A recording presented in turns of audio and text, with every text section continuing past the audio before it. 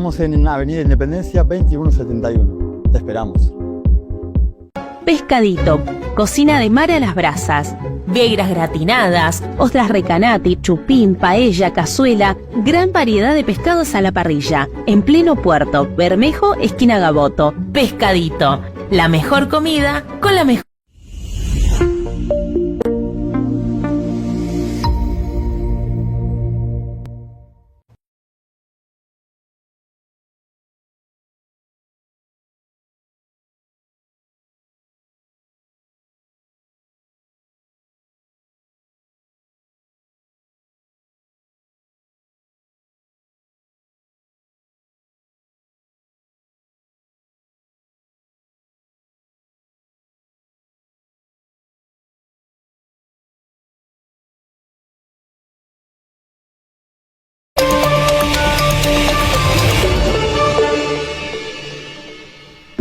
Sejam todos muito bem-vindos ao programa Raio X de hoje, nessa quinta-feira. Tudo bem, Arthur? Tudo certo. Bonita a jaqueta, hein? Obrigado, né? Estileira, né? Muito estilo. É que nós que nunca teve nada, agora a gente tem gente que compra o que a gente quer, rapaz. Tá até, né? Vai virar uma rima isso aqui. É isso aí. Né? Ô, Arthurzito, ficou triste ontem? Por quê? Passou a escala 5x2? Tu representa 6 uma por 1. direita, né? Não. Acabou eu tô 6x1. Estou à esquerda no... Ficou triste ontem, fala pra mim. Não, cara, claro que não. Eu tenho meus pontos de vista sobre isso. Eu quero que né? o trabalhador passe. Eu não quero que o cara fique o tempo inteiro trabalhando de empacotador. Não, mas isso não significa, sabe? Não esquece que é uma questão de mentalidade. Claro. Entende? E... Nada que é desonrar. Não, claro que não. Nenhuma. Até porque quando eu morava em Belém Novo, o meu sonho ou era trabalhar de estagiário no Banrisul, que ganhava 400 pila, ou trabalhar de empacotador no Louro, que era um supermercado que tinha lá. Lá na Coab eu fazia de tudo, minha mãe tinha até um mercado, então era empacotador, repositor. Sabe qual é que era no passatempo de tarde? Minha mãe fica louca agora que ela tá assistindo o programa. Ela sabe disso que eu apanhei muitas vezes. Eu jogava batata no bueiro. Era o nosso passatempo da tarde, pegava as batatinhas e jogava no bueiro. Aí enchia a Coab de água ali, minha mãe queria me matar depois, né? Mas agora eu acho uma coisa importante, eu digo, antes de nós chamar nossa convidada, é fundamental que a questão financeira e econômica seja equilibrada também, né? Porque tu não pode ir lá dar uma benesse sem dar uma contrapartida. E, cara, não é nem os grandes, tá? É os pequenos. Se não ajustar, os pequenos é que vão se... Mas eu acho que isso aí tudo é adaptável, claro, bicho. Mas a gente vai trocar uma ideia com ela aqui. Até porque assim, né, tipo... E ela vai dar a opinião dela sobre isso. As pessoas vão ter escala, vão ter organização, vão ter... Cara, eu acho que a tendência é para que melhore. Mas a gente vê uma galera assim daqui a pouco não sabendo aproveitar. E aí a política é fundamental. De como a pessoa vai aproveitar o tempo livre dela. Vai chegar uma hora o cara dizer, bom, já fiz o meu lazer. Agora, para eu pular de nível, eu vou aproveitar esse tempo que tá livre para me formar, para me qualificar. O meu pai, por exemplo, cara, ele foi um pai muito ausente, muito por ele também ser uma pessoa que dava muita bola. Eu sempre dizia, tem que trabalhar. Ou tu vive trabalhando, ou tu trabalha para viver. Daí é uma questão de mentalidade. Mas bem, a minha convidada de hoje não é minha convidada. E nem tua convidada. Não. Ela é convidada de quem? Da minha mãe. E que bom que ela te cobrou a minha presença aqui. Ela me cobrava todo dia. Ela disse assim, e a Grazi? Isso que Grazi, né? Eu não conheço a legislatura. Eu disse, que Grazi, mãe? A Grazi, então vai levar a Grazi no programa? Eu disse, mas mãe, não tem outro programa de política. Sim, a Grazi. Eu disse, que Grazi, bicho? Aí quando eu vi assim, não, uma Grazi, nossa vizinha lá, vereadora. Nós temos uma vizinha vereadora? Nós temos uma vizinha vereadora, a Grazi. Eu disse, aonde, mano? A Grazi ali, morava na Rua do Meio, na Coab ali. E eu disse, não, né? E quantas vezes eu pedi o telefone da Grazi, nunca me passaram aqui, né, Arthur? Tu sabe disso. Aí teve o Culau me passou agora. Tô com manda o telefone da Grazi aí. Eu vou te perdoar.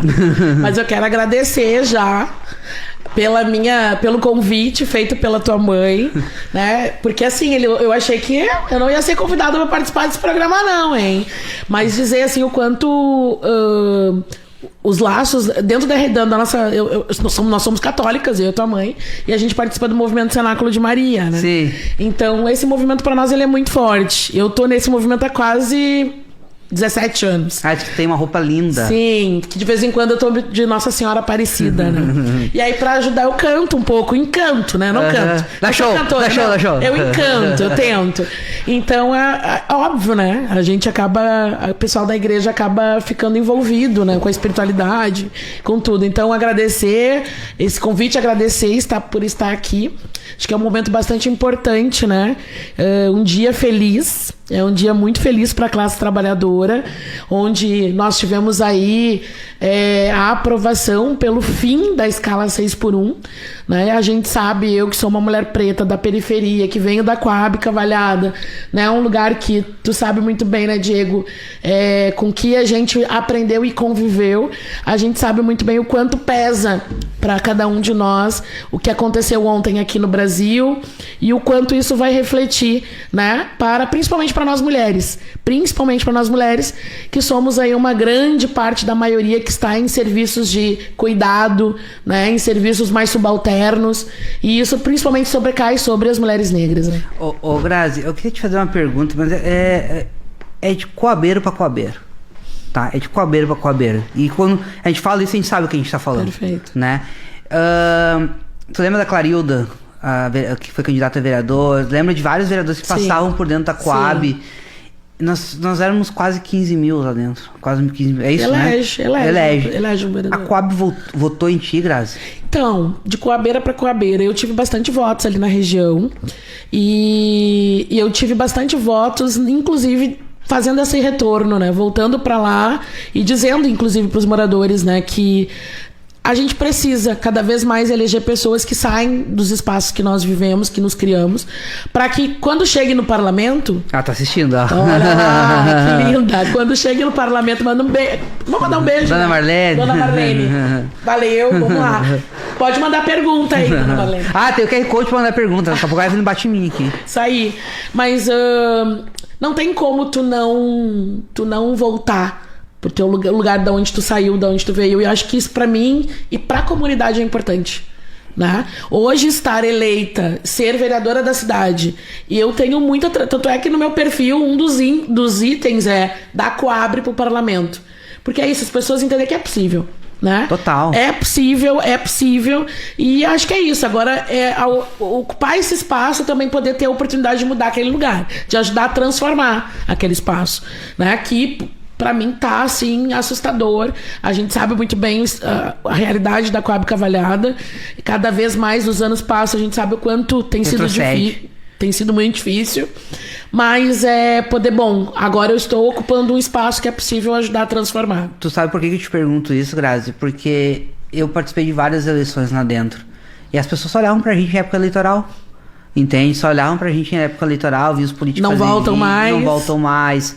E então, do bloco 1 ao bloco 20 lá atrás, lá dos meus amigos lá, eu disse assim, a gente é tão explorado essa época, a gente nunca formou um político aqui dentro. E teve o seu Pedrinho, teve várias lideranças o Maia, ali. Teve o Henrique. Nossa, o Maia foi um que chegou a ser candidato. Foi candidato.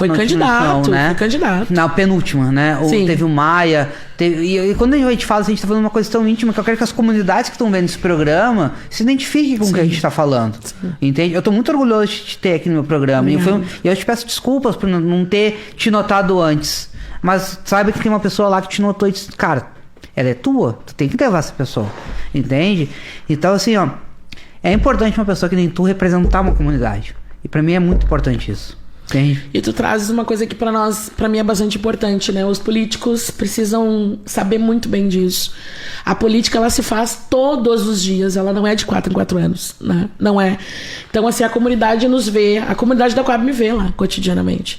A gente tá fazendo trabalho lá hoje, trabalhando com questões ambientais, a gente tá fazendo trabalho hoje de levar a cultura pra nossa gurizada, porque é isso. Eu sei muito bem o que foi a nossa infância e o que foi a nossa adolescência dentro daquele espaço. A gente disputava aquele espaço com tráfico, a gente disputava aquele espaço com muitas coisas. Sabe disso? E tu sabe, Grazi, hoje eu sou um cara bem sucedido, assim, sabe? Então, assim, eu tenho carro bom, tenho tênis bom, roupa boa, mas eu vou lá. Porque eu quero mostrar pros caras que o trabalho vence. Não é só aquele movimento. Entende? E que é possível, né? E que é possível. Então, tipo assim, é muito importante nós mostrarmos, a gente sabe de onde a gente tá saindo e a gente sabe onde a gente pode levar essa turma. Porque a gente inspira eles, né? Então teve outras pessoas que só iam pra lá, nos sugavam e não deixavam. A gente tá deixando um legado lá dentro, né? Um posto de saúde, uma escola com qualidade, porque a nossa escola tem muita qualidade, os professores são muito bons lá. Eu me formei lá nas séries iniciais, entende? Então, assim, pra comunidade ver que quando tu sai pra fora, tu tem um mundo pra conquistar. Não é só a Coab. Então tu conquista primeiro o centro. Cara, eu estive na China há poucos dias. E eu mostro pra galera. Cara, eu tô aqui na China, você também pode chegar aqui. E através de trabalho. E o Arthur, ele é um cara lá do Beco do Jesuíno, lá no Lami. Entende? Então essa mesa aqui é composta por pessoas que venceram. A gente venceu. Tu tá na tua primeira legislatura, tu pode daqui 3 anos, tu pode não querer mais. Sim. Mas tu venceu e tu vai deixar um legado. Então, a tua foto tá lá no livro da história, que eu recebo o livro, que a gente recebe o livro da história da Câmara. Tua foto tá lá. Entende? Olha o tamanho disso pra cidade, pra nós. Sabe que às vezes a gente precisa ouvir algumas coisas pra tomar a dimensão do que é, né? Do que a trajetória que a gente percorreu, os espaços que a gente viveu e as coisas que a gente teve que percorrer. Para de chorar. Tá. Senão eu não posso chorar. Vou estragar minha maquiagem e tá chorando aqui na minha frente, gente. Mas... Não é eu, é o Diego, tá? Os espaços que a gente teve que percorrer para chegar onde a gente chegou. Porque também não é fácil. E isso também é uma coisa que precisa ficar dito, principalmente para nossa juventude. Nada vem de graça. Nada vem assim, à toa. Nós sabemos que é difícil. Muitas vezes tu foi tentado pelo tráfico. Eu fui tentada pelo tráfico. Muitas vezes a gente foi tentado para seguir qualquer outro caminho. E a gente sabe muito bem, né? O que isso venha, quais são os resultados das escolhas que a gente faz. Então acho que é importante dizer isso para nossa juventude, que é possível a gente escolher, ter outras opções, ter outros caminhos, é possível a gente buscar, mas também eu sei que a gente precisa que a nossa juventude tenha oportunidade, e eu acho que esse é o problema, sabe? Hoje eu sou uma crítica do governo Mello. O governo Mello, pra mim, ele é um governo que se maqueia muito nas redes sociais, nos vídeos, as coisas são tudo muito maravilhosas. Quer um café, Grazi? Quero. Tá, um café. Quero. Sem açúcar. Só que na prática, quando a gente tá lá na Coab, lá na ponta, que política nós temos para aquela juventude? Que política a gente tem para aqueles caras que estão lá na esquina vendendo droga? Nós não temos. Que política a gente tem pra gurizada que tem o turno inverso da escola, que antes tinha mais educação, tinha outros projetos dentro da escola que acabou, e agora vão ter... Não tem, né? Porque o alicerce pra mim é um nada. Então, assim, nós precisamos também, e aí é o lugar que hoje eu entendo que eu ocupo, é de lutar por políticas públicas que efetivam essa transformação. Do contrário, não vai acontecer por osmose. Eu não acredito que é só força de vontade. Não acredito e não defendo. Não acredito que é só por mérito, porque tu lutou. Eu não cheguei aqui porque eu só lutei. Eu cheguei aqui porque eu tive muitas oportunidades e muitos caminhos para trilhar. E a nossa juventude hoje e as nossas crianças hoje estão com esse problema. Nós estamos com falta de políticas públicas, inclusive para a juventude. Hoje nós não temos nem secretaria para a juventude. Hoje nós temos uma Secretaria de Direitos Humanos, de gente, que tem uma pessoa lá responsável pela coordenadoria da juventude. Então é isso. A gente quer que a juventude trabalhe, que a gente quer que a juventude evolua, mas a gente tem que também... Não é pescar, é Sim. ensinar a pescar. Eu sou um duro crítico quando vem um político demagogo, senta na minha frente e diz que vai tirar dinheiro da cultura para botar na saúde. Entende? Porque a gente foi educada pela cultura, né? A mãe me levava no teatro, me levava no cinema, com todos os negócios. Às vezes via o caminhãozão da Colgate, Arthur, na Coab, fazia cinema pra gente, lembra, Grazi? Sim. Então você passou por isso, né? O caminhão da Colgate, as muambas. O carnaval. Por que eu sou fã de carnaval? Porque o carnaval passava na porta de casa, sim. Entende? Então, tipo assim... Mas o governo Mello, a questão do carnaval, ele não deixou o carnaval morrer, Grazi. Acho que falta organização da turma ali, viu? Eu acho que tem vários... Carnaval, que acho que é uma pauta que merece aí um debate mais profundo, ele tem várias nuances. Tem muitas nuances, né? Mas eu volto à questão da falta de políticas e realmente, principalmente quando a gente fala da cultura, né? Eu sempre digo para as pessoas que o que me salvou dentro do processo escolar foi o esporte e a cultura. Viu? Eu sempre fui uma liderança. Sempre fui. Mas pensa, né? Uma liderança. né? Louca por um ziriguidum. As professoras da escola foram espertas. Elas canalizaram a minha energia pra arte e pra cultura. E foi isso que me salvou.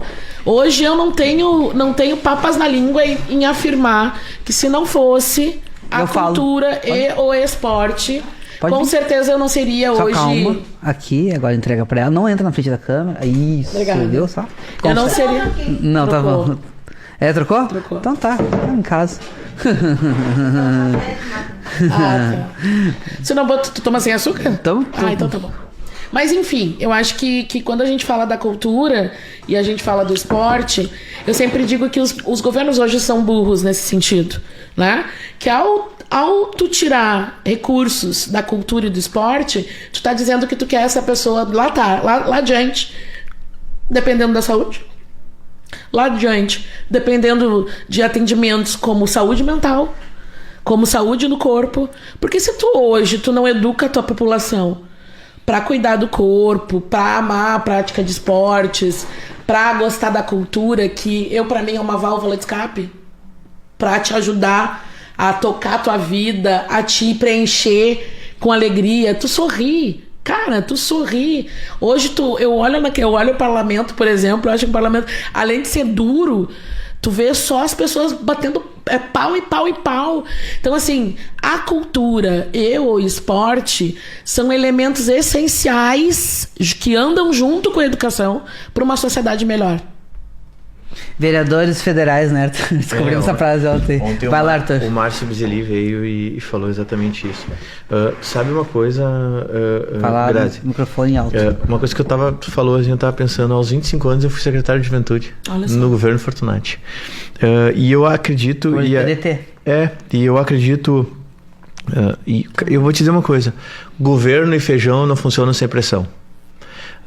O que acontece às vezes? Por que eu acho que a secretaria acabou? Porque a pauta da juventude às vezes se desune. E aí o que acontece? Os políticos em si não tomam a pressão necessária e vai. E aí, pequenas concessões, né? E aí é o seguinte, vamos lá. E aí tem aquelas críticas rasas, Secretaria de Juventude é gasto. Porque às vezes a oposição faz um papel errado. Porque se o cara propõe criar a Secretaria da Juventude, vão criticar o cara. Sabe? Não tô dizendo que é o teu caso, até porque até eu disse pro Diego ontem, eu não conhecia a Grazi, não, porque eu acabo tendo, eu acompanho a eleição desde os 14 anos e esse ano eu fiz 40. Eu fui presidente do Grêmio Estudantil. Eu devo muita coisa que eu tenho ao movimento estudantil e a conhecer a política, sabe? Então, eu queria te falar, achar legal que tu falou isso, porque eu achei engraçado, porque lá no meu Instagram, tá lá na minha bio lá, ex-secretário municipal de juventude. Eu me orgulho muito de ter servido ao meu município. Eu aprendi demais. Eu vi, na verdade, o que é o sofrimento e a dor real. Vou dizer uma coisa pra vocês. Vocês estavam melhor do que eu. Vocês tinham água encanada e esgoto. Lá no Lami, no Beco Jesuíno, na estrada Jacques da Rosa, número 2500, ainda não tem. A água chega de caminhão-pipa. E esgoto é fossa. Sabe? Eu lembro, você falando um pouco, eu lembro de quando cortaram a luz lá e eu tive que subir no poste para fazer um miau. Por causa que era inverno. Quem nunca? Que era inverno e não podia ficar sem luz e não podia. E assim eu pegava aquele motor, botava lá, esticava a mangueira, mandava água lá pra cima na caixa d'água, porque as caixas d'água ficavam na frente pro caminhão-pipa poder botar água do demais. Então, assim, quem nos olha agora, às vezes nos julga, nos pré-julga e acha que a gente sempre teve ali. Mas eu queria te perguntar isso, e a minha história não é mais dolorida, não é menos dolorida. Não é mais superada, nem menos superada, mas ela também é de conquista. Porque o Diego perguntou a questão da escala e tal. Te confesso que eu não aprofundei esse assunto, mas meu único receio às vezes é esse, a galera ficar do jeito que tá as coisas, ficar meio solta e não entender que aquilo foi uma bênção, uma vitória de todo mundo que quer evoluir, tá? Esse é o meu ponto de vista. Mas eu queria te perguntar uma coisa sobre o seguinte, quando que tu decidiu concorrer? E como foi a tua experiência eleitoral? Porque tu é uma surpresa eleitoral, né, Diego? Isso é visível pelos teus números.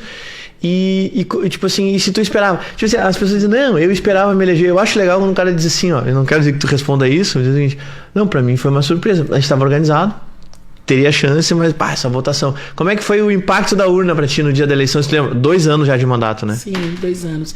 Antes de concorrer a vereadora, eu concorri a deputada federal nas eleições de 2022. Já assim, pá. E foi pra testar as urnas mesmo, né? Foi pra ver qual é que era a situação. Pra ver se o voto impresso funcionava. Exato, eu estava num momento presidenta do Sindicato dos Municipários de Esteio, eu sou professora concursada lá. E aí, no auge assim, de enfrentamento com o governo de lá, que era o prefeito era o Leonardo Pascoal, atual secretário de Educação aqui da cidade.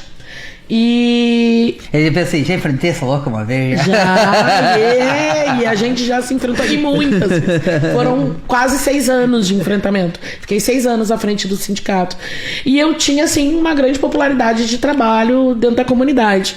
Então, bom, vamos nos testar e vamos ver como é que vai ser. E aí, nas eleições para deputada federal, eu fiz 5.214 votos. E em Porto Alegre foi a maioria dos votos, né? Por todo o trabalho com o movimento negro, eu sou militante do MNU, com todo o trabalho com o movimento feminista, então ajudei sempre a construir o 8M, o 20 de novembro, todos os trabalhos sociais, fora o trabalho que eu já tinha aqui, porque eu era daqui. Atuante. E aí, bom, terminou esse processo eleitoral, o Matheus se elege a deputado estadual, né? E aí o Matheus diz, olha, Grazi, né? A gente tem um projeto, nós precisamos avançar nesse projeto e a gente entende que as condições do cenário político para se eleger em Esteio, que era a cidade que eu estava residindo, o reduto, né? Que eu estava residindo, né, no momento, a probabilidade de eleição era muito pequena, né? E a gente tem um projeto que é muito maior, um projeto de sociedade, de transformação social, e a gente acredita que tu voltando para Porto Alegre, isso vai ser benefício para a cidade e para aquilo que a gente defende como política, né? Então eu retorno, né, para Porto Alegre, coordeno o gabinete do Matheus, né, por esse período aí, e vou voltando, né, vou retornando para os trabalhos mais fortes, mais reais. E aí chega o período da eleição. Existe uma coisa que eu acho que é um elemento bastante importante que nós temos. O primeiro é que quando nós elegemos os deputados, 3 deputados foram para a Câmara, para a Assembleia, negros, né? E a gente teve a Dayana indo para a Câmara Federal. Então a gente perdeu a bancada negra, a gente ficou só com a Karen, né? Então um dos nossos elementos de trabalho de campanha era: nós queremos bancada negra de novo. Tirando esse elemento, tem uma coisa que nunca acontece conosco, principalmente quando a gente é de periferia e principalmente quando a gente é preto. A gente nunca teve um padrinho político. E dessa vez eu teria, porque o Matheus era deputado e eu tava chegando. E vamos lá. O Matheus me colocou embaixo do braço e vamos lá. Então, assim, a gente esperava a eleição, sim, de eu ser eleita, mas eu não esperava a quantidade de votos. Não esperava. Porque, assim, bom, o Matheus, quando se elegeu vereador, ele fez 9.000 votos. Mas o Matheus, quando se elegeu deputado, ele foi o deputado estadual mais votado de Porto Alegre. Ele fez mais de 50.000 votos aqui. Aí pegou uma pauta boa, né? Caramba! E aí, bom, né? Eu, professora daqui, periférica, mulher negra, querendo fazer todo um trabalho que a gente entende que é ressignificar não só a questão pauta racial, mas a questão das mulheres. Sou pesquisadora, estudante de doutorado, vamos pra cima. E fizemos a campanha. Então, num determinado momento da campanha, a gente já sabia que estávamos eleitos. Mas é isso, a gente ia ter uma média de, bom, não vou fazer 9.000 votos que nem o Matheus fez. Bem capaz. Não vou estourar a boca do balão. Não, ele já foi. E aí veio a surpresa, 14.000 votos e não sei quantos quebrados, eu não lembro agora, 300 e poucos. E assim, foi uma surpresa a quantidade de votos. Então eu fui a única, só para dimensionar, os 4 primeiros, fui a 5ª mais votada da cidade. Os 4 primeiros que se elegeram, que foram os mais votados, todos era reeleição. Eu não. Então, de não reeleição, eu fui a mais votada da cidade, né? Então... É o novo mesmo, né? Exato. Não fazendo alusão. É o PSOL, velho, não é o novo. É o PSOL. É o PSOL sendo o PSOL, né? É o PSOL trazendo essa ideia mesmo de que ele é de todas as lutas e foi por isso, inclusive, que eu fui parar no PSOL, né? Por eu identificar que era um partido de todas as lutas. O Matheus, ele, pra mim, é um fenômeno. Às vezes eu tenho alguns embates com ele, eu não concordo com muitas ideias dele, assim, mas como ele sabe que é de igual pra igual, ele não... A gente evita muito de entrar em embates mais duros, tu já viu, né, Arthur? Eu, por exemplo, eu acho que eu não concordo com nada com o Matheus, mas eu acho importante ele ocupar o espaço, porque pra gente poder entender e ver contrastes e pensamentos diferentes. Se todo mundo fosse igual, pensamento igual, a gente errar... É sempre errar e acertar pouco. Mas te fala que o Matheus é um fenômeno, né? Porque ele é do PSTU, né? No PSTU ele não faz 300 votos para vereador. Ele era. Ele era do PSTU. Ele era. E se não me engano ele militava no Conlutas, no movimento de luta, porque eu, como fui do movimento estudantil, então eu disputava a eleição contra o Matheus. Então, de grande estudantil. Tu era da juventude junto com o Matheus. Mais ou menos nessa época. E eu fui dirigente da Unesp também. Eu concorri só uma vez no conselho de classe do Odila, perdi e não quis mais concorrer, Grazi. Então, tipo assim... Cara, eu fui líder da minha turma a vida toda. Não, eu concorri, mas perdi, você tem o trauma. Agora eu vou bater em político. Não deu? Então agora vocês vão ver. Mas, ô Grazi, e hoje sim, claro, tu é uma vereadora de Porto Alegre. Tu gosta muito de falar nisso. Tu não é de uma comunidade. Não, sou de Porto Alegre. De Porto Alegre. Tu consegue chegar em outras comunidades que a gente nunca dialogou? Eu vou te dar um exemplo. Lá na Safira, não conheço ninguém lá.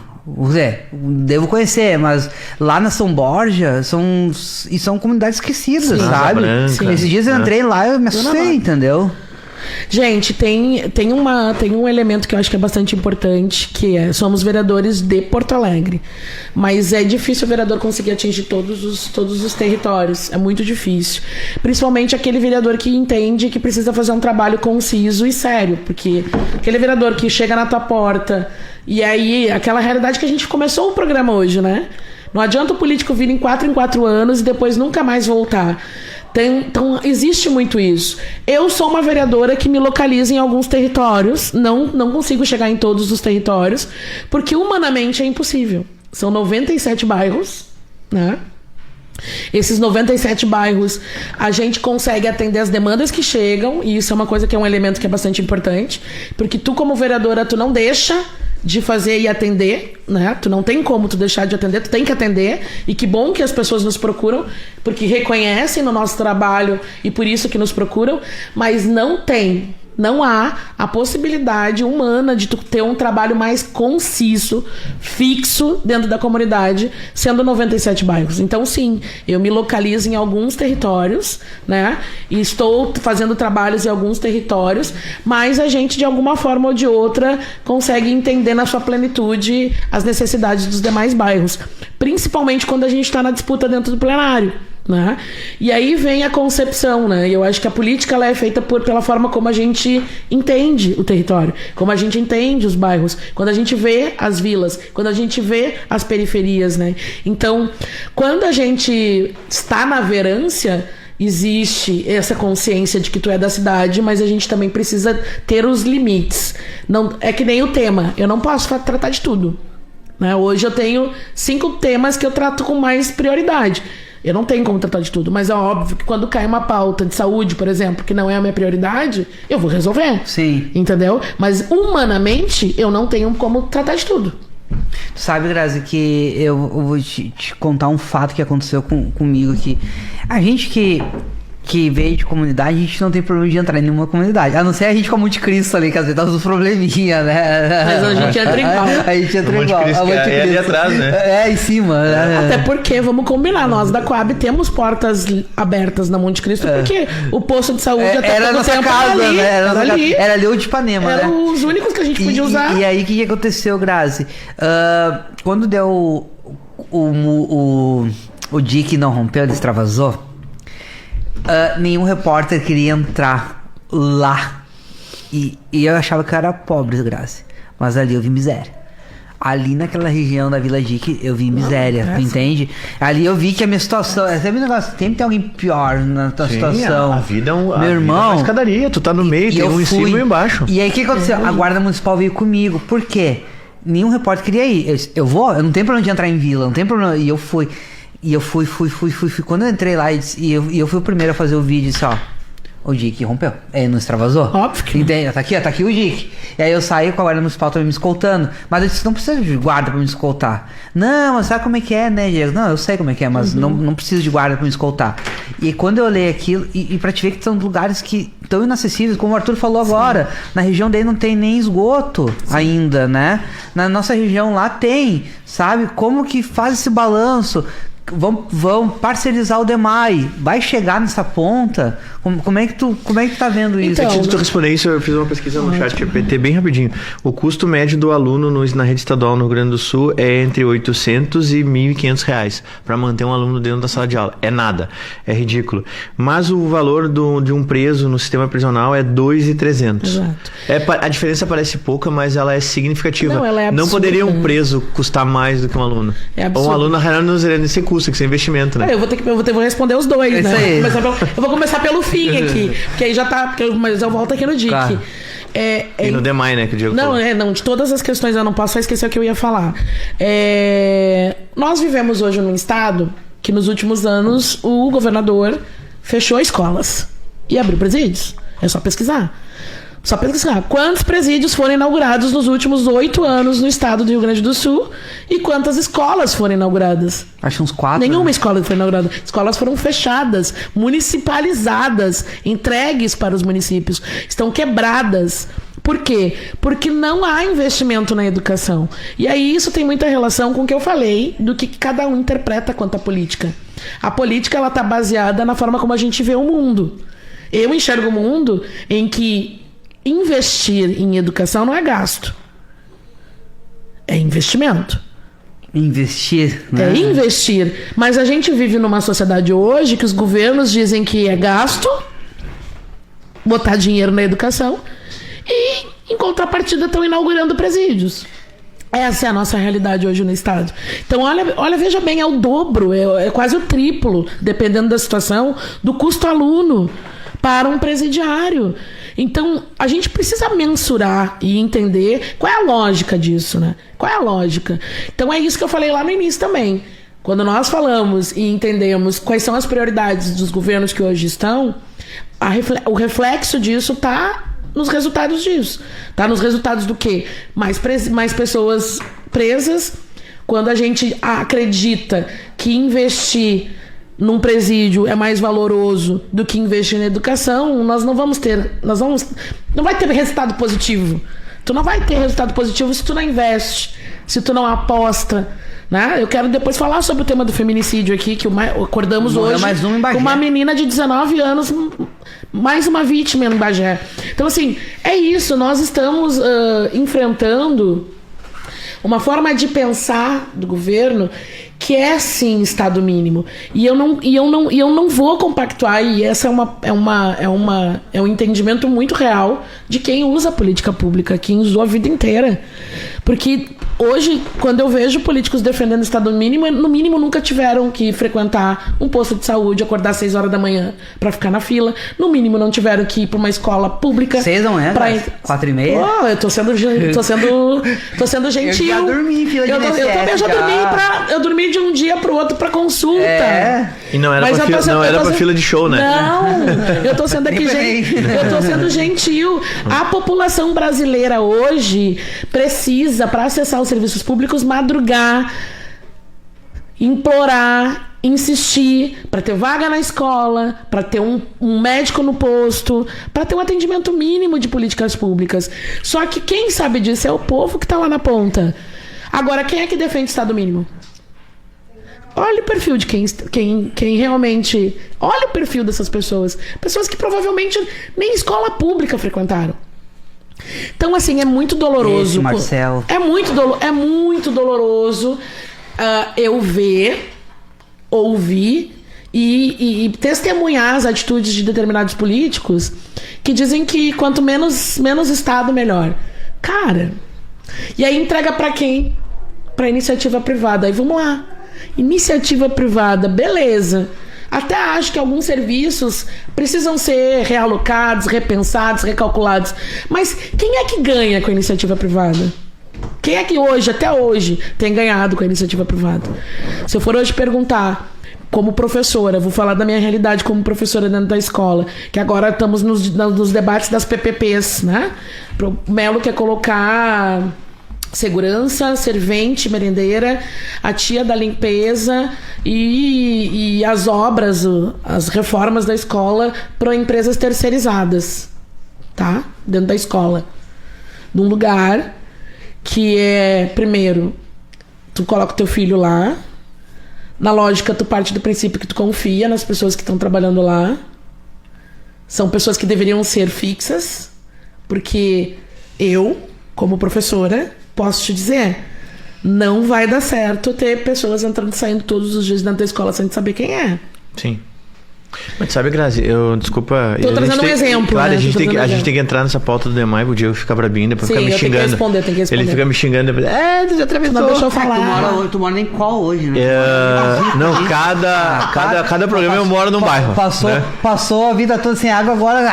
jogava pra cima. É que eu saí dos presídios, eu já tô lá no PPP da cidade. Sabe onde ele mora, Grazi? Ele mora ali na descida Carlos Gomes agora. Ali, ó. Grazi, olha essa só. elite fascista aí, ó. Grazi, olha só. Eu só tenho uma grande discussão e um senão vindo do movimento estudantil, né? Eu estudei em escola pública a vida inteira.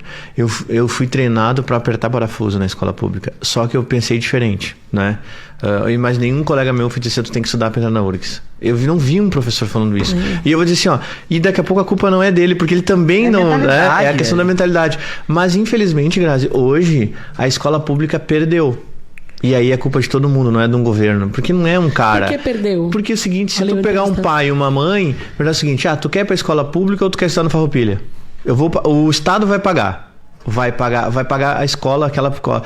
Infelizmente, ou felizmente, eu não sei te dizer, pra mim os dois têm que ser bons. Tem que ser. Perdeu.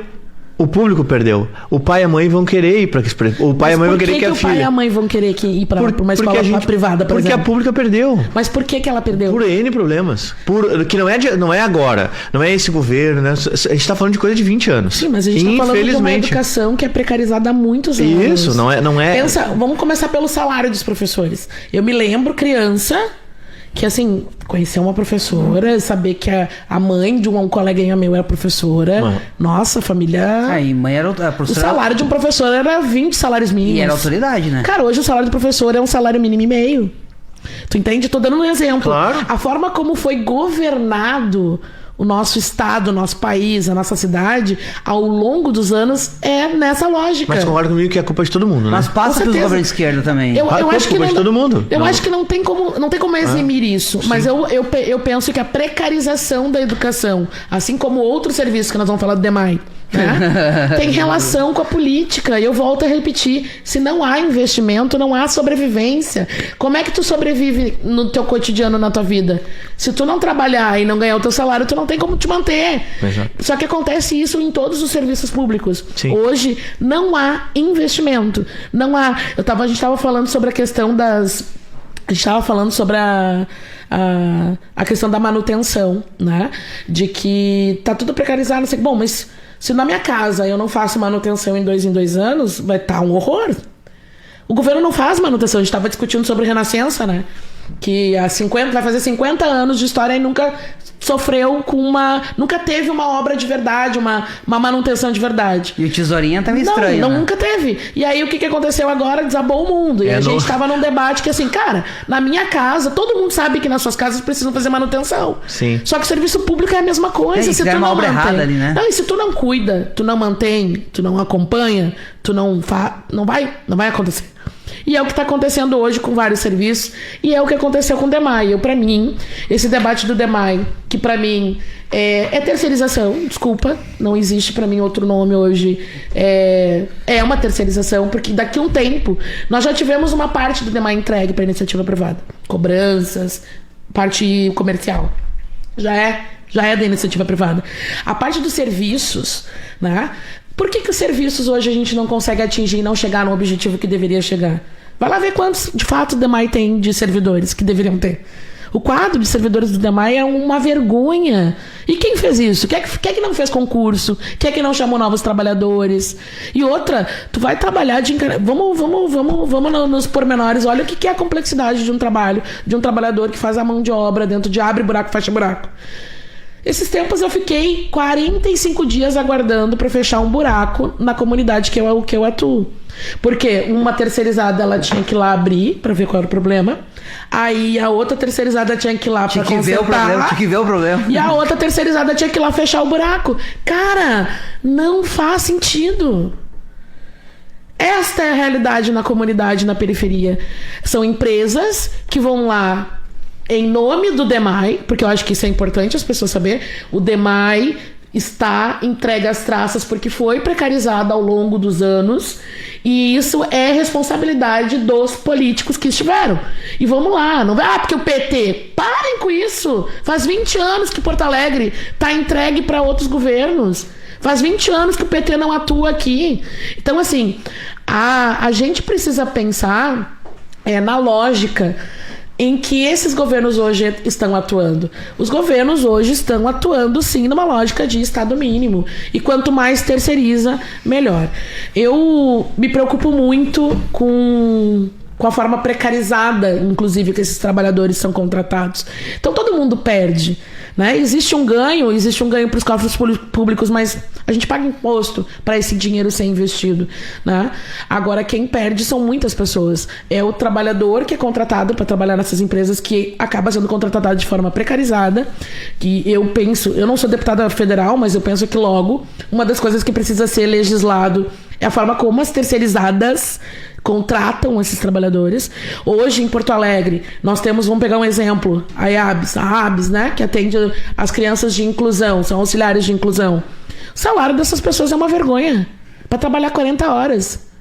Uma vergonha para trabalhar 40 horas. Então, assim, é super exploração da mão de obra. Então, existe uma lógica de raciocínio de como funciona o mercado de trabalho, como vem funcionando essas terceirizações, que me preocupa bastante. E sobre os bairros como o Safira e Laudique, que estourou, né? Rompeu, ele não foi extravasado.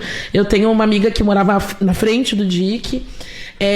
A gente precisa compreender, inclusive, a política de habitação. Eu acompanhei a entrevista do prefeito Mello aqui com vocês. Eu fiquei de boca aberta de ver ele falar com naturalidade sobre as coisas do plano diretor, em que ele super acha fantástico, né? A gente estava falando da hipermeabilização do solo. Quarto distrito, que ficou quase 2 metros embaixo d'água, a Câmara de Vereadores aprovou que não precisa. Que pode encher de calçada para tudo que é canto, pode acabar com todas as possibilidades da gente ter recursos de proteção às cheias, e a gente passou. Foram situações e coisas que passaram, assim como coisas no Sarandi, assim como o debate que a gente fez no Sarandi, assim como o debate que a gente fez na Zona Sul. Zona Sul é a única região que não tem dique. Sim, fizeram um mini dique em Ipanema. Mini, né? Mini dique, né? É pra inglês ver, né? Foi o primeiro, Todos nós sabemos, né? Pra inglês ver, né? Isso. Tem um mini dique em Ipanema, É um mini dique. Cara, e a gente tá falando de Ipanema. Sim, Ipanema, que a água saiu e entrou nas casas. De ricos. Não entrou na Entende? casa. Então, assim, Ô, Grazi, são muitos elementos. Eu quero te fazer uma pergunta que eu acho que só pra ti eu posso fazer essa pergunta. Dentro da Câmara. O ambiente da Câmara, já baixou a coabeira lá já? Sabe que eu acho que as pessoas esperavam que eu fosse aquela negra barraqueira e tal. A coabeira, cara, as brigas da quadra eram melhor da quadra. Sabe que eu acho que as pessoas de fato esperavam que eu fosse uma parlamentar desta forma. Mas eu tenho comigo a política como algo muito sério, porque mexe com as nossas vidas. A política, quando ela foi ausente na minha vida, eu sei o que me impactou. Eu sei o que me afetou. Entende? Então, quando eu chego no parlamento, eu chego com muita seriedade, eu estudo muito as coisas que eu vou dizer, porque eu acho que as pessoas merecem ter representantes que saibam o que estão fazendo. Me assusta ver, às vezes, os absurdos que eu escuto dentro do parlamento, vocês devem ouvir também, vocês devem também partir desse princípio, mas não baixou a coabeira lá, baixou a coabeira sim, a aquela mulher da periferia que sabe da realidade da periferia, aquela mulher que sabe quais são as necessidades quando falta professor na escola ou quando não tem posto de saúde, aquela que sabe quando a fome bate e a gente sabe como é que as pessoas recorrem. Essa coabeira baixou, aquela que sabe da realidade da comunidade. Sabe por que eu te pergunto isso? Porque assim, tem uma vereadora de primeiro mandato, aí os caras vão te olhar assim, não sabe muito como é que funciona aqui dentro, ficam tirando a gente, porque eu sei, certeza. porque quando a gente começou com o portal, o Arthur lembra bem, vivia nos tirando aqui, tu entendeu? Aí teve um momento que teve que ser pela força, não, só um pouquinho, vai ser pela força sim, tanto é que eu não tenho problema nenhum de fazer uma denúncia, já denunciei em Cara em Madrid, já denunciei branco que diz que é preto, e a gente vai continuar, que esse é o nosso trabalho. Quando a gente foi homenageado na Câmara, eu falei pros vereadores, acho que nunca mais vou ser homenageado lá, eu disse assim, até foi o janto, eu disse, não adianta dar prêmio, porque a gente vai cobrar de vocês. A próxima legislatura temos, claro, menos de Lula e Bolsonaro, mas nós temos que falar mais da cidade, que é o que eu cobro. Todo mundo que senta aqui, né, Arthur? Eu cobro. Tu fala muito de Lula e Bolsonaro. Não sei o quê. Porque a gente não tá discutindo o problema real, Grazi. Eu vejo tu discutir o problema real. Eu vejo alguns vereadores de direita descobrir... aquele, o Marcelo Conselheiro, é um cara que discute a cidade, tu entendeu? Eu sou fã dele, entendeu? O Moisés é um cara que discute a cidade. Só que quando a gente começa a discutir pauta nacional, tudo... Cansa, Grazi. E cansa vocês lá, exato, que podiam, de uma sessão de ser 8 horas, podia virar 4 efetivas. Sim. Com qualidade, né? Que nem diz minha namorada. Com as pautas que a cidade precisa debater, né? E não é menos discutir um bueiro, né? Não, pelo não é menos discutir. Cara, agora tá mais claro isso. Cara, a estrada Jacques da Rosa não tem asfalto. Sim, exatamente. Não é menos. Cara, fica um mês sem patrolar lá pra tu ver a dificuldade que é para as pessoas saírem de casa. As pessoas têm que botar plástico no pé pra poder pisar no barro. Eu sei qual é que é. Eu sei qual é que é. Enchente eu já conheci antes, porque lá não tem encanamento, não tem encanamento de água pluvial. As casas têm aqueles canos e ela faz a pontezinha que a água vai passando quando enche e enche a rua. Sim. Então tu tem que botar sacola no pé. E o Lami, na minha época, tu perdia era 40 minutos em pé esperando. E o ônibus era marrom. E o ônibus era marrom. Não era, Grazi? E sempre passava um recolhe, né? Ô, Grazi, me diz uma coisa. Agora eu vou te botar em polêmica. Ontem a gente fez um negócio ali do vereador do PT, que se julgou pardo, na última vez de branco. Tu é uma pessoa do movimento negro. Qual a tua visão sobre isso? Então, eu ainda não vi, ele se manifestou, né? Aí mandou uma nota, postou... não falou nada. Eu não acompanhei o caso de perto, porque realmente nesses últimos dias eu estava afastada, inclusive, da Câmara. Ontem, quem estava no meu lugar era o vereador Garbosa. O que eu posso dizer para vocês sobre a política de cotas, né? Porque, assim... Por ser do movimento negro, nós lutamos muito por ações afirmativas. E vem os pila mais, porque é preto, mulher. Muito. E não só pela questão do dinheiro, mas sim por ocupar esses espaços. Porque é isso. A gente tem muita dificuldade de ocupar espaços de poder. Quando as pessoas negras têm dificuldade de chegar nesses espaços.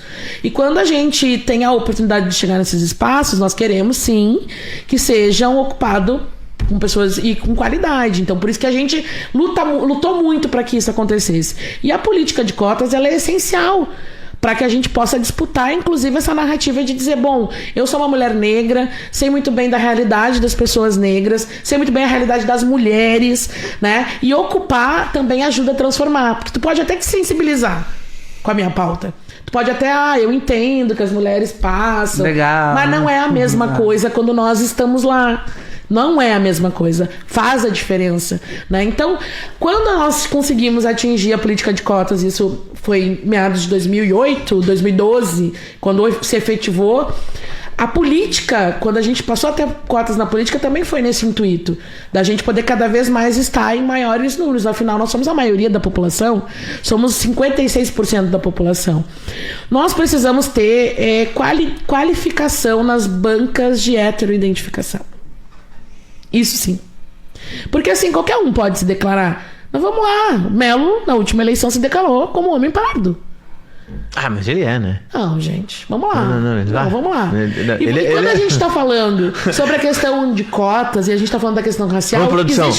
Vamos, produção. Uma fotinho do Melo e uma fotinho do Jonas Reis, um do lado do outro, pra gente só olhar, não é? De longe. Até porque a gente não vai cometer essa indelicadeza de dizer, não, um é mais branco, um é menos branco. Sabe qual é o problema do Brasil? Que a gente costuma caracterizar as pessoas fenotipicamente. Esse é um problema. É fenótipo, ver. Entendi. Não sabia. A gente precisa também a gente precisa também entender que quando nós falamos das questões raciais e a gente está falando da cota, nós precisamos lembrar que o movimento negro lutou por reconhecimento, e é movimento negro, para reconhecimento do que nós somos. O que significa isso? As pessoas negras, pretas e pardas, elas estão dentro desse contingente de ser negro, ok? Quando tu te declara uma pessoa parda, tu tá dizendo que tu te vê como uma pessoa negra. E o Marlon não se vê, ele não age e não atua no seu cotidiano como uma pessoa negra. E isso precisa ficar bem entendido para as pessoas que estão nos acompanhando. Quando uma pessoa se permite se autodeclarar, ela não está só dizendo sobre aquilo que tu vê. Ela também está dizendo sobre o que ela faz. Tu vai nas minhas redes, tu acompanha a minha vida, tu sabe que eu sou uma mulher negra. Que digo isso todo tempo, que me identifico todo tempo, que atuo, inclusive, desta forma. Agora, vamos combinar. Melo, quando se declarou pardo, foi um ha-ha-ha, foi um susto, porque ele não age como um homem negro, e ele nem passa pelas situações como um homem negro. Então, assim, o que eu quero dizer aqui é que nós temos que evoluir politicamente, inclusive, quando a gente fala do conceito racial, porque aqui a luta do movimento negro, ela é social. Nós ainda não estamos no nível dos Estados Unidos, por exemplo, que nos Estados Unidos consegue, além do fenótipo, trazer a genética e fazer outros elementos além do social. O Brasil não tem hoje, nós não conseguimos alcançar esse patamar. Por isso as bancas de identificação e heteroidentificação são essenciais hoje para nós. Porque a banca, para além de te ver, ela quer saber como é que tu te põe no mundo, como é que tu te coloca no mundo. Tu sabe que eu tenho uma dúvida sobre isso, e é o seguinte, eu já vi discussões falando que isso é como se fosse tribunais de avaliação de pessoas, e eu sinceramente, eu fico nessa dúvida, assim, porque não conheço. Agora tu falou um negócio sobre, não, ele é mais do que a cor, é se sentir. Esse é o vereador Jonas Reis. Esse é o vereador Jonas Reis, tá? Ele disse que ele é pardo. Não, pardo não tem nada, né? Vamos lá. E o prefeito? E o prefeito Sebastião Mello, vamos lá. Não acredito que esse programa chegou assim. Qual é a diferença? Arthur. Não, ele tá pardinho. Não, gente, pelo amor de Deus, pelo amor de Deus. Não venham me convencer de algo que é inconvencível. Olha pra ele, não venham, aponte para ele e diga. Não façam isso, que eu nasci preta. Eu não esqueço, eu não acordei nele. Não, eu negro acordei. ele não é. Mas nem pardo, né? Pardo. Ele até pode ser pardo, tá? Não, ele pardo. Pode que... O Jonas não é pardo e o Mello é pardo. Ele pode até se...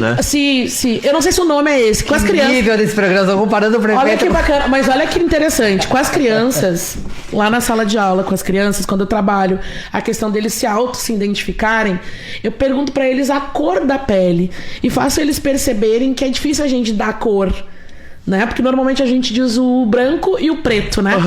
Perfeito. Preto é a cor da tua camiseta. Eu sou uma mulher negra e que me considero preta, mas é porque eu me vejo socialmente nesse lugar, mas eu não sou da cor da tua camiseta. Então e vocês não são brancos que nem o papel. É isso que eu te digo. Vocês entenderam? Vocês não são brancos que nem papel. Tu conheceu o feijão do 18 lá, o feijão? O feijão era preto. Sim, mas aí a gente tá falando de características bem eu lembrei do feijão. Mas tu entende, Diego, que quando a gente trabalha com as crianças, a gente faz, inclusive as crianças, hoje eu, como uma professora antirracista, faço com que as crianças vejam isso. Percebam que o preto do microfone não é o preto da minha pele. E nem o branco da folha de ofício é a pele de vocês. Qual é a cor? Né? Aí eu gosto muito de trazer essa história. Um aluno disse assim, mas professora, tu é marrom? E eu, é isso mesmo. A cor da minha pele é marrom. Mas eu, socialmente, dentro do mundo que eu vivo, eu sou uma mulher preta, uma mulher negra. Porque é social. E quem inventou a raça foram as pessoas brancas, né? Quem inventou a raça e o racismo foram as pessoas brancas. Então... Eu tenho... Sim, nas últimas eleições. Eu tenho uma visão, Grazi. Porque eu fui tomar conhecimento de racismo, essas coisas, com 27, 28 anos. Não muito, sabe por quê? Mais velho. Porque dentro da Coab todo mundo era igual. Eu não conseguia distinguir que o cara era preto. Porque daí depois eu fiz o senso crítico. Por que eu não tinha essa visão de racista? Porque tu foi criado naquele meio. E aí eu assisti um filme, que eu sempre falo desse filme, né? Do Jefferson D., né, um diretor negro, chamado Brothers. Que o Caio Blatt, ele... Você assistiu esse filme já? O Caio Blatt, ele vive o que eu vivi, entendeu? Então... Sai do ambiente, né? Sai do ambiente, aí ele via que o amigo dele era atracado pela polícia e ele não, e tal. Mas esse filme é o dever de casa de todo mundo, esse filme, é o Brothers. Foi o que aconteceu comigo, né? Eu sempre soube que eu era uma mulher negra, mas eu fui confrontada com racismo quando fui morar em Esteio. Por quê? Porque eu tava no meio da Coab, um lugar que a gente sabe que culturalmente era chamada Planeta dos Macacos. Planeta dos Macacos. Planeta dos Macacos. Sim, deu um B.O. lá no Planeta dos Macacos. É isso. Tá, mas lá, por exemplo, lá no Belém Novo, no Chapéu do Sol, eles chamavam que é a Coab de Teletubbies. Não, Teletubbies lá embaixo lá. Teletubbies lá embaixo. Mas a Coab, culturalmente era chamada Planeta dos Macacos. Por quê? Porque uma boa parte da população dentro da Coab é negra. O que acontecia? Nós vivemos desse... E as casas pareciam jaulas. Exato. Os nossos prédios são Carandiru. Grades, né? É que nem os Carandiru. Não é um Carandiru. Você é pendurado. Né? É aquele monte de gente pendurada. É isso que eles usavam. Aquele monte de preto pendurado. Um monte de macacos pendurados. Era assim. Era isso. Era assim. Era isso. E a gente foi criado nesse meio. E isso tem muita relação. A gente foi criado dentro desse meio. E por isso que nós estávamos ambientados. Quando a gente sai deste lugar e vai para um outro lugar, a gente se confronta com a realidade. E foi isso que aconteceu comigo. Eu saí de um lugar que era preto e fui para um Esteio que a maioria era pessoas brancas. Cara, óbvio. Tomei uma cutuco no primeiro ônibus que eu entrei. Entendeu? Então, assim, a gente acorda, a gente se desperta negros quando percebe que passa por situações de racismo de forma brutal. Quando as pessoas dizem, não existe racismo estrutural, existe. Existe, a história tá aí pra dizer, né? O problema é que quando a gente tá no ambiente, a gente não se identifica, a gente não se depara, porque todo mundo é igual. Tem uma parte da música do Rapa, que ele fala, não se anda por onde gosta, mas aqui não tem jeito, todo mundo se gosta. É isso. As comunidades são isso, né? Isso. Arthur, estamos na finaleira, já quer perguntar mais uma coisa pra Grazi, faltam 4 minutos pra encerrar. Nada, só pra te dizer assim, uma curiosidade, fui pros Estados Unidos. E aí eu perguntei pros caras, você não vê na escola, isso aqui é público ou privado? Ele, é pública. Eu tipo, meu Deus, parece privado. High School Musical. Aí ele pegou e disse assim pra mim, isso em Nova Jersey, tá? Aí ele pegou e disse assim, aqui nos Estados Unidos é um pouco diferente do Brasil, brasileiro. Ele disse assim, é mais caro morar perto de escolas públicas com melhor índice de educação. Aí eu disse, porque não, aqui as pessoas escolhem o local por escola antes de trabalho, porque as pessoas só podem estudar naquela região. Eu disse, mas como é que é o investimento? O investimento é da região.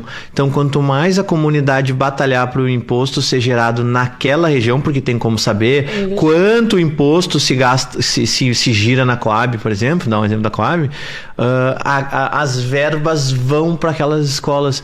Então, existe uma guerra fiscal do bem que é para levar pessoas a consumir nos bairros. E eu fiquei impressionado. Aí depois o que o cara me largou, e era bem pertinho até onde eu tava.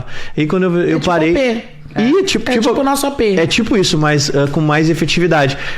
Porque tu vê assim, cheio de comércio, não sei o que, e pulsando, os caras fazendo coisa pra girar. Aí eu assim, olhei, parei, entrei na escola e fiquei olhando, nossa.